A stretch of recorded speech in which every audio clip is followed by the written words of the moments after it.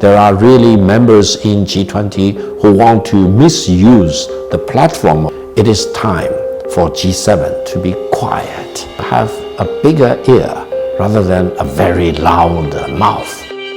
World leaders are gathering in New Delhi, India for the G20 summit. What role should the G20 play to address pressing global issues and in empowering the global South countries? Generally speaking, if we look at the membership of G20, they can be divided into two categories. The G7, which represents the developed countries, and which is more or less outdated because that's not the future of the world is.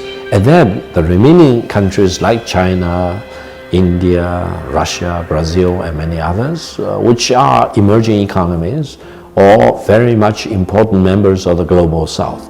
I would say the future belongs to the global South, especially the major emerging economies, because you are talking about a larger population, more dynamic economy, and aspiration among the people to climb up and to benefit from the global economic development.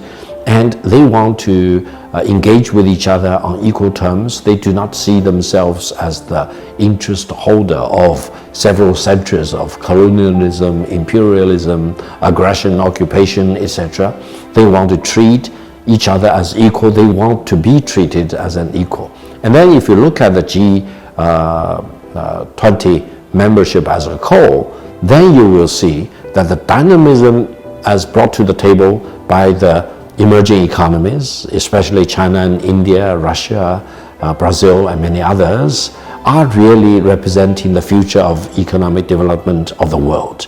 They are the tomorrow of the world. And I think increasingly the G7 will realize that their future actually lies in more and more connections with the rest of the G20, rather than continue to hold themselves out as the representative of the truth, nothing but the truth. No, their version does not represent the international community.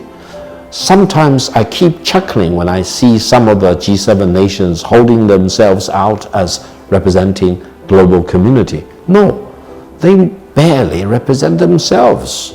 It is time for G7 to be quiet. And I hope G7 countries will have a bigger ear rather than a very loud mouth, as they have been doing for centuries.